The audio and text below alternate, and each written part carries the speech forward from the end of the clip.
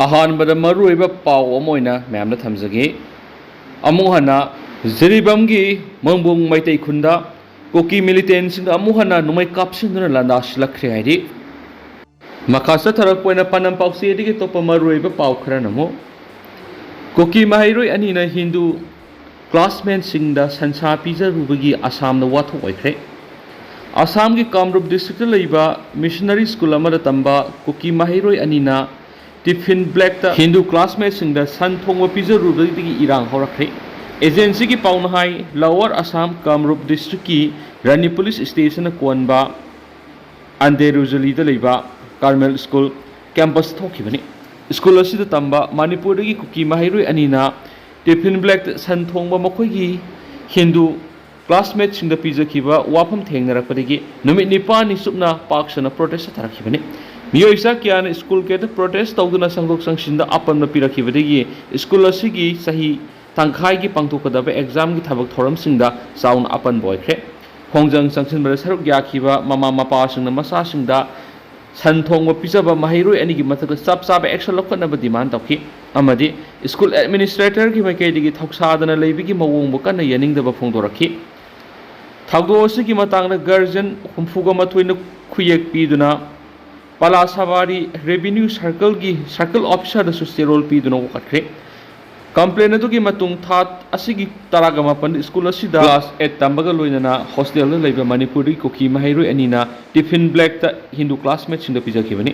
मसिगी मतांग स्कूल असिगी प्रिंसिपल न वाथो असि लुसिनना सब साब थौरांग अमा लौखतना लेरि हैन सुपेंदबा फोंदोखि डीएसपी कामरूप राजीव कुमार साइकियाना इंडिया टुडे एनई द फोंदोखिबदा माहिरोय सिंगदा सनथोंग पीरुबगी वाथोक थोकपगा वाफम तारे अमदी केस अमा रजिस्टर तौदुना थिजिनबगी थबक सथरी खोंजंग संगसिलिबा सिंगा पुलिस कांगबुगा वारी सानादुना पुलिस की मैकेरी थिजिनबगी थबक सथबगा लोइना सबसाब स्टेप अमा लौनबो होटनरी हाइबगी थाजब पीदुना इरांग लाक्सिनना होटनखि लोकल की कम्युनिटी अमसुम अथॉरिटी सिंगी मरक्त वॉरिसन प्रकनब अकनब थबक लौखले हाइदि अतोप पाव मदना सेंटर पॉलिटिकल गोयब सबसाब थौरांग लौखतबदगी मणिपुर की क्राइसिस हेना लुसिलपनी retired major general Dwivedi Manipur की इशू हौजिक्ति यामना साथीब नेशनल सिक्योरिटी की इशू अम ओइरखले म्यांमार मिलिटरी जुंता की मयुक्त लान होरिबा रिबेल ग्रुप सिंगदगी अफबा मखल की खुलाई सिंग मणिपुर पुसिलक्तुना सिजिनरी मणिपुर गवर्नमेंट की मपांगल लेतबा मदे सेंटर लेंगाना पॉलिटिकल गोयब सबसाब थौरांग अमा लौखतबना मणिपुर की इशू क्राइसिस असी हेना लुसिलपनी हौजिक्ति मणिपुर की इशू असी कम्युनिटी अनिगी मरक्त मुक्नरमदगी यामना साथीब नेशनल सिक्योरिटी की इशू अम ओइरक्ले हैना थबक्तगी पोथारब मेजर जनरल डॉक्टर जी द्विवेदी न फोंदोखरे दी ट्रिब्यून द फोंलक पाव मद रिटायर्ड मेजर जनरल डॉक्टर जी द्विवेदी न मथकी वाफम असी फोंदोक्लदुना मांगना हाय सही अमगा मखा हेलक्लब मणिपुर की रांगसी स्टेट गवर्नमेंट इलेक्शन मंगमदना लेबिगी मथक्ता सेंट्रल गवर्नमेंट हक्चिन लौदबगुम पॉलिटिकल गोयब सब साब थौरांग अमा लौखतबना इरांग असी हेन फिबम लुसिलपनी इरांग असिना मियोय चनिग निफुगी मथक सिखिबगा लोइना मियोय लिसिंग हुमफु हेनबना मयु मकै लेतना ngasi फावबा रिलीफ कैंप सिंग संगजफम लौदुना लाइदि मुंगनारिबा मिते अमसुं कुकी कम्युनिटी अनिमकी ट्रेन मिलिटेंट ग्रुप सिंग लेजबगा लोइना अफबा मखल की खुलाई सिंग सिजनरी कम्युनिटी अनिगी मरक्त खुथोकनरिबसिदा म्यांमार मिलिटरी जुंता की मयोक्त लान होरिबा रिबेल ग्रुप सिंगदगी अफबा मखल की खुलाई सिंग मणिपुर पुसिलक्तुना सिजनरी सालिबा थासी की हौरकपद कोकी आउटफिट सिंगना मितै कम्युनिटी की मथक्त ड्रोन बॉम्बिंग अमदी रॉकेट बॉम्बिंग तौदुना नुमित 10 की मनुंगदा मियोय 10 मतोय हाटपगी थाउदोक नौना थोलखरे हौजिक थोलिबि इरांग असे लोइसेंदुना मौसागी पुंसिदा हंजिलंगनाबगी सबसाबा रोड मैप अमंग ngasi फावबा लैथ्रि स्टेट अमदी सेंटर लेंगाना थोकलिबा वाथोक असिगी सबसाबा वॉरिसन अमा पुरकनबा थबक लौखटपगी महोद क्राइसिस मैनेजमेंट तौदुना लैरि यूनिफाइड हेडक्वार्टर की खुथाना union ministry of home affairs न लेंगाक सुपली पाइबना स्टेट लेंगा की शक्ति अमत लेतबना चीफ मिनिस्टर अमदी माकी cabinet minister Singh Imphal valley दगी हेंदोकप ngमदबा फिबम अमद लैरि अमरोमदा मणिपुर की डीजीपी न मणिपुर की इरांग असि लोकल पुलिस न लक्षण ngमद्रे मरम असना ngak senbगी थबक सेंट्रल फोर्स न तौबिनबा फोंग न हाइबा लेख्रे मरक्सिदा चीफ मिनिस्टर की मया नुपा अदुगा एमएलए सु ओइरिबा आरके इमोना मिनिस्ट्री ऑफ होम अफेयर्स सिरोल थादना मणिपुर इरांग असि लक्षण ngमद्रबा सेंट्रल फोर्स मणिपुर की लौथोकिनबा फोंदोखिबा लेख्रे Manipur mathau toriba Assam Rifles amadi police ani ki marakta amana amada maral sinaduna leidi aduga Chief Minister N Birena masana su Manipur ki governor unaduna unified headquarter control tawna action ba laikre asiguma phiba masina house ki Manipur ki irang si community ki ani ki marakta thoko wa thok oiramba du sathiba national security issue am oire haina retired Major General Dr. G.G. Doebedi na phongdorakli asigumba phibam asida rajniti weba wapam thadolaga irang asibu lakshinana sab sab action plan ama tawba matam oire Manipur oiriba phibam asigi maru oiba maramdi lainga ki asonba leiba political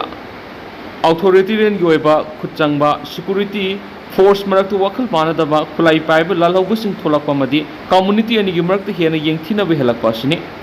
Haujikti Manipur miyamna state ingakta thajaba thamlaktaba gi phibam ama lakpa sina Manipur mahausa gi phibam da hanjin hananaba President rule thambaga loinana anauba administrative structure ama darkar loide masigi matakta unified headquarters su reconstitute tawba darkar hoy puna masigi matakta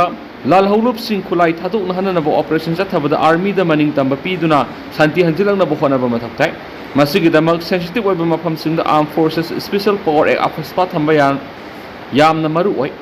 aduga yumthang nariba lebak ta irang leibana ngamkhai chuning thina management tawba mathok tai hena sa phungdoki Mungnariba mitay amasung koki community ani gi marakta amung hana thajanaba purangnaba honabada civil society organization gi thodang yamna maru oi haina su retired Major General Dr. G.G. Doebedi na phongdoki ngasinu mida waram phong ki batungan Manipuri sipong singa masum thoki ba thawdo wa thok sing degi maru oi bi i pau sing myamna thamjagi hanbada Kangla pau degi lakusaraga Mitay yoeba sab saba biza nama thamlaga kumang saukshin ba kunai ama semganaba honaba ngasidi yamna mathau tarakle sana jawba Rajya Sabha gi member ningthau sana jawba laise man phongdokre Mitay yoeba sab saba biza nama thamlaga kumang saukshin ba kunai ama semganaba honaba ngasidi yamna mathau tarakle wafam asi Manipur Press Cup ta pangtokhiba wakhalon manaba apunba wama kanglipa ki ohum suba Mapok kumon ningthau sana jawbana chief guest oina saruk yaraduna phongdokhibani thauram aduga mari leina ningthau sana jawbana hai haujik maitai gi sab saba vision ama leitabadagi phibam amada leiriba si yamna lebakthibani aikhoi maitai goiba sab saba vision ama thamsi vision ama panam ama thamnaba honabada aikhoi masel punsinaba madi kupna khanaba nainaba sangi punsinaba haibisi aikhoi gi laikai khul digi haugatai Laikai gi ahal laman singi lamjing makhada aikhoi ama toina punduna aikhoi gi khunai si manglomda karamna sangshinana ba khona gani haiba asina singba hiram singda kupna khana ba tangai fadi visa leitaba furup amadi miyoi amata kaidonungda mai pakpa ngamloi haujik lamda masida thokliba irang asida aikhoi amana tawbada amana singthana bagi mami ama sauna tariba si lehendana ba khona sin atopasingna Thanglakliba khongthang asi sahi kya sangna sagalakpa vision amagi makhada sathrakpa lalong amani aikhoi gi furuba singa sidi mising yam khanba ama mathoktai angang yamna pokpuna imung aduda awaba kya mayuk narakpa yai heba wakhalon adu thadokpa sangi thengnagani haina khalliba awaba khudung sadaba sing adu lehendana bu khunai sigi ahalaman singa kupna tanaraga thidokthra thabak pakhansi masida aikoina wakhal wabna singba tawroisi aikoina aikoigi sab saba vision ama thamlaba matung aikoigi tunglam samgatkadaba anauba mirol sing samganaba thaudang loba mathaktai mareibak ningbadagi hauna lonchat khangba tungi mirol sing samgatpa ngamlaba matamda aikoina haujik thengnari bu khudong sadaba sing asi mangki gani aina pairiba sinpham sing aduda ireibak ningbagi ithil yauna amadi thamoi sengna hotnaduna iramdam si sakhotpa maikaida puraknaba puna hotna minasi haina ningthau sana jawba leisembana makhata na phungdoki thauram aduda wamagi president moirangthem naukhamba All Manipur Private School Welfare School gi president Laisram Jayamadi Harikon gi president Yumkhaibam Surjit Kumarna mathangsina thauram gi president amadi guest of honor sing oina saryaki ngasi gi thauram aduda inat ki damak aikhoi gi thaudang haiba themda pangtokhiba saireng sangnamnabada makok mathang taraba singda mana mathum pidun ikai khumnaba su utki atopa pawmana IBS digi director na institute asibu muthanaba honariba su khudak lepadabani Somorjit Desam gi president Mayengmum Somorjit naikre Tayal Pataliba Institute of Bioresource and Sustainable Development IBS digi director Professor P.K. Mukherjee na institute asibu muthanaba hotnaribasi masana sumthoknaba hotnagadabni natrabadi institute asibu kannanaba desam akan mamiyeng sanglagani wafam asi kwa kaithal leiba desam gi headquarter pangthiba pawmising unabagi thoramda mana phongdokhibani mana makha taraduna desam na afaba mai masing tamnanaba satharakpa kanglon gi makhada malemda technology gi ahongba yamna maruoiba lauksing piba institute asigi biodiversity gi hotspot oidiba lamdam asigi biodiversity resourcing sizinaraga miyoibana hingmada hena kanagadaba manipur gi takyal pata leiriba head office oiraga atop state singda branch sing hangdolaga sathariba institute of bioresource and sustainable development IBSDSC gi director singna tawdaba yadaba thabak khakta tawba masagi kanagadaba khakta tawbagi satnabi ama english singaniga taraga mapandagi director gi charge pudun lakdiba Professor P.K. Mukherjee institute asibu tapna muthanaba honaduna lakhi director ama oibigi head office ta leibigi muhutta koisa satuna leiba mahakna nepotism favoritism corruption satuna leide headquarter amada leigadaba laboratory samgatpagi mahutta institute asigi branch sing muthatuna polam sing mahaki mayum oiriba West Bengal gi Kolkata University gi makhada university ama hangdu sijinaduna leide Maki mathakta desamna Ministry of Science and Technology gi MOS oiriba Dr. Jitendra da point taraga mapan yawa memorandum pisinduna takshan balekhe Director masana asweba sing sumthoksa hauna trabadi desamna institute asibu kannanaba miyeng sanglagani haikena su pausta makhatana phungdorakli atopa paumana international law sizinaduna India bu mamit panghanba matam oire ipsa Maitai haiba purubasi India lengakna wabiyaba wahalaga Manipur si masetana thugaibi yagani haina khanbigi mawong adu leibak miyamna uba phangi koki narco terroristing na ngangning mangangba mi haning manumita hatpa amadi yum kai mai thaning manumita thabada India lenga amadi India gi force na kumai gum yengduna leidi India lengakna maitai se kaya yamna tathiragi haibasi handak thokliba lana sidigi khangi haina International Peace and Social Advancement IPSA Secretary General Sanajauba Nongthongbamna Press Thodorpa Chirol aman haidi Chirol aduna makhata na hairibada rolling haiba leite opposition haiba leite Manipur gi MLA MP punama asi India lengana nungsina loina bigi khudam phangde Manipur kaibada India na sungde India gi policy di Manipur da leiriba furu khuding maksi amaga ama khatna halaga Manipur mase tana thugai gi haibani Manipur si India da merger agreement tawduna English singa magasma pangani fukuma panda namlaw lokshin khibani haibisi India gi laikiba amadi lairiba lenga khudimangna malem gi lebak singda khanganingde maram asina India gi sifai singa kuki lalaubu singa maru sana halibasi Manipur thugai ba haibisi India gi lainingni maram asina nongoi maru ama phawba kapnadana kuki lalaubu ga India lenga ka su tawnaduna maru oiribisi Handak Kolkata dagi RG Kar Medical College Hospital da trainee ama hamla na khiba masum heart khiba gi case do India gi apex court oidiba Supreme Court na su moto case ona lakhi adu ko ki militants na war gi matam khaktar sijnaba RPG amasum mishal singba tamthiba khulai sing drone phawbu yawn sijnaduna ashon ba kang oidiba nupi angang amasum ahal hatpadana tana imungna sanglaklaga tumliba miyoi phawbu hat khiba terrorism gi kham thengwa thabak singa sidadi apex ko na su moto lakhakhide thawong asina democracy satpaleba amada executive amasum legislature na mathau tawraktraba natragana serana na torakpa matamda judiciary khaktana leba adu kannana bagi amata ngairaba pambai ni haina miyamna thajarakpa adu Manipur miyam dari ningba kahali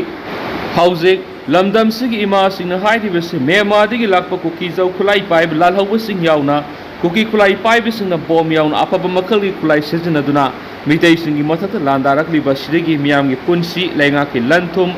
territory national security amadi leibak ki ningtama ngak liba khul ngak pasinga sina tawriba thabak singa si leibak sida sanariba lo ngak na bamadi khunai sibu kannana boibana makoi bu phaba punma taphom thokti leiba sigi misa miyam gi punsi ningtama amadi lanthum ngak pi sanbi baibisi lamdam asida leiriba lenga ki khwaidigi soifadana tawgadaba ahan phongthangni India ki constitution ki article 21 subana masigi thawdang asibu pangthoknaba India amadi Manipur lenga na pini ꯃꯤꯁ ꯃꯤꯌꯥꯝꯒꯤ ꯄꯨꯟꯁꯤ ꯉꯥꯛꯄꯤ ꯁꯦꯟꯕꯤꯕ ꯍꯥꯏꯕꯁꯤ ꯂꯥꯟꯒꯤ ꯃꯇꯝꯗꯁꯨ ꯍꯤꯛꯇꯣꯛꯄ ꯌꯥꯗ꯭ꯔꯕ ꯊꯧꯗꯥꯡ ꯑꯃꯅꯤ ꯃꯁꯤ international ꯂꯣ ꯃꯔꯨꯑꯣꯏꯅ ꯏꯟꯇꯔꯅꯦꯁꯅꯦꯜ ꯍ꯭ꯌꯨꯃꯦꯟ ꯔꯥꯏꯠ ꯂꯣ ꯑꯃꯗꯤ ꯏꯟꯇꯔꯅꯦꯁꯅꯦꯜ ꯍ꯭ꯌꯨꯃꯦꯅꯤꯇꯔꯤꯌꯟ ꯂꯣꯒꯤ ꯆꯠꯅ ꯀꯥꯡꯂꯣꯟ ꯑꯃ ꯑꯣꯏꯅ ꯃꯥꯂꯦꯝ ꯄꯨꯝꯕꯅ ꯌꯥꯅꯔꯕ ꯋꯥꯐꯝ ꯑꯃꯁꯨꯅꯤ ngasi faawada khul ngakpasingna security force singna khut thaduna natragana koki misamsingna khut thaba madi makhoi khul singda sangshilak attack tawba yawna manipur gi integrity thugaibagi thabak amata laikidri aduna khul ngakpasinga sibu laiba asida sanariba lo thugaibasing amagi lawpham tokpa thaudang lawduna mathau pangthokliba singni khanna laingana makhoibu ikai khumnabaga loinana kanbigadabane amadi ningthina ngakpi senbi phamthoi haibasi miyamgi khulauni Central amasum state lengana makoida Indian Constitution sinnaba tawpham thokpa thaudang pangthokpa ngamdabigi Constitution sinnaba fundamental duty gi thaudang pangthokliba khulngak pasing asibu kannunaba aikoina constitutional court oidiba high court amasum supreme court ta satuna wakat mathok tarakli India lengana ngakpi senbi pham thoklaba Manipur gi misa miyam gi punsi amasum lanthum ngakpi senbi ba ngamdrabanina UN peacekeeping force ki mateng lawduna Manipur gi leita da bafibam masi kannana ba unit lengakta directive ama pibiu haiba haina petition ama miyamna supreme court satpa mathau oire haidi nisu paus da makhatari aduga haujiko ena di miyam paus matang ase lusinjarage ama sumyam puna no ba update ngaminasi